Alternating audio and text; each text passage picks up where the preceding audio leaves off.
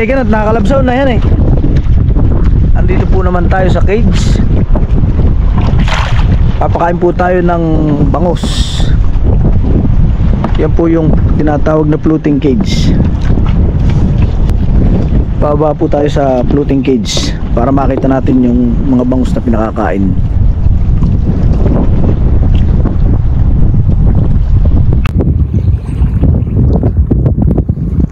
Anong pangalan ng pagkain yan?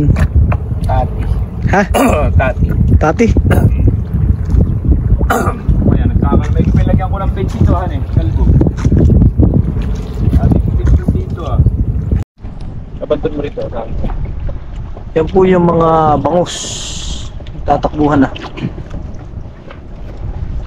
Malalaki na rin pala eh. Yan yung una, yung galing kay Bubo.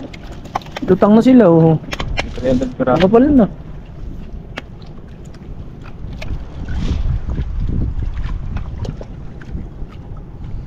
Ay, yun yung maliliit eh.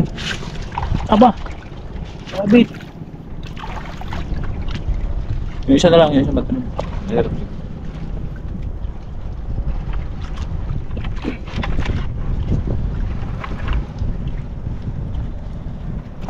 Ilang piraso yung kagawad? 300 yung hapon.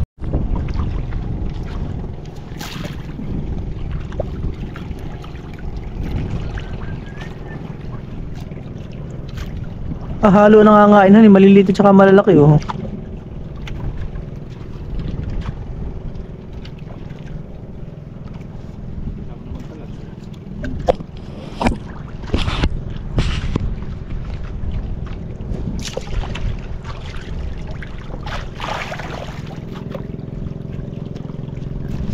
Dito sa oh.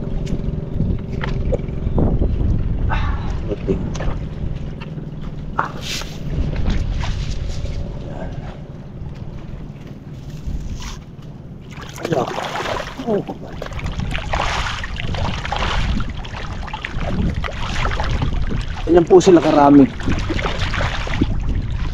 Mga bangus.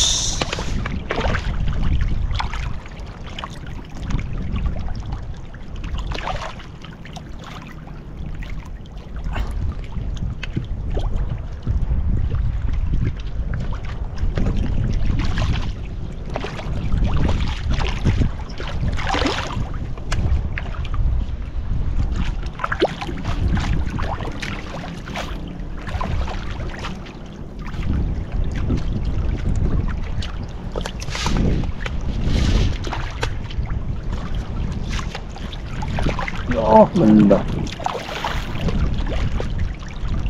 Yan tuwa sila ng pagkain. Kailan harvest na yan? Harvest na ng February. Hanggang February? Kaya rin harvest na po siya ng February. Yung malalaki. Halo po siya. Meron pong maliliit, meron malalaking bangus sa loob. Yan. Yan po yung maliliit. Ito po naman yung malalaki. Ito po yung nasa tabi ng Baluti Island. Yan.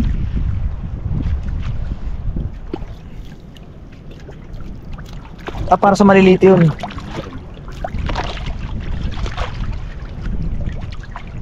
Halo pala siya eh.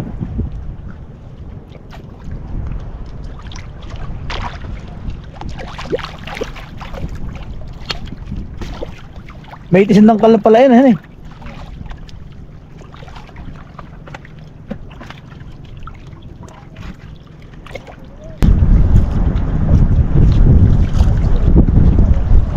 Kapal ng maliliit na yun oh. Mas makapal yung maliliitan eh. 15 milya maliliit na yan, bukod yung 300. Bukod yung 300 na malalaki. Gawa ng 15 milyang tinuha namin, ang problema nangamatay, susur maliliit ay malamig ang panahon.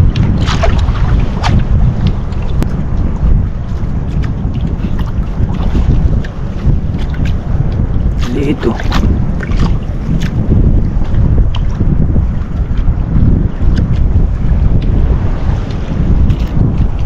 Isang buwan pa yan wari ka malaki lang. Abay, mabilis sila lumaki ang bangus. Ikot tayo dito sa Yan, may mga palata rito sa loob ng, sa labas ng cage. Kitang kita yung mga palata. Yung palata hindi na lumalaki yan masyado yan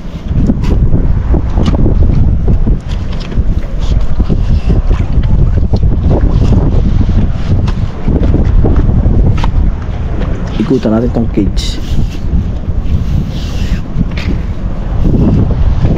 Madulas tong PVC mga karyador. Baka tayo mahulog. Babasa ang ating camera.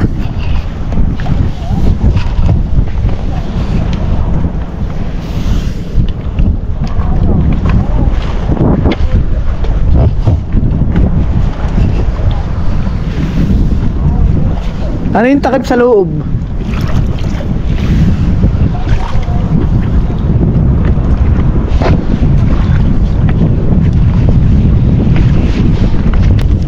Pabalik tayo. Sobrang dulas ng PVC. Gawa ng lumot. Kapal ng lumot.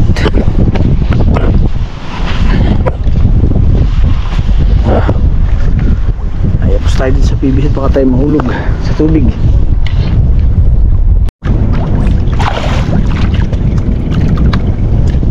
Naglulutang.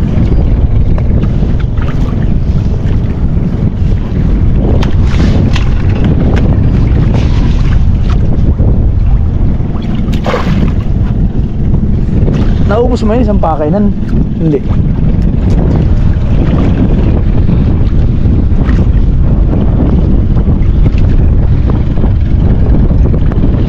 By February po harvest na yung malalaki.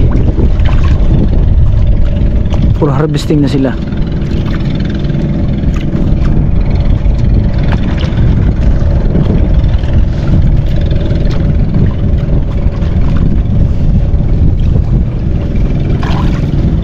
Well,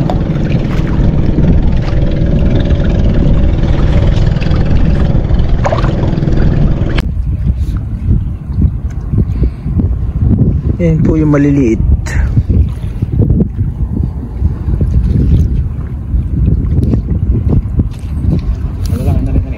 Siguro may 3 isang kilo na din.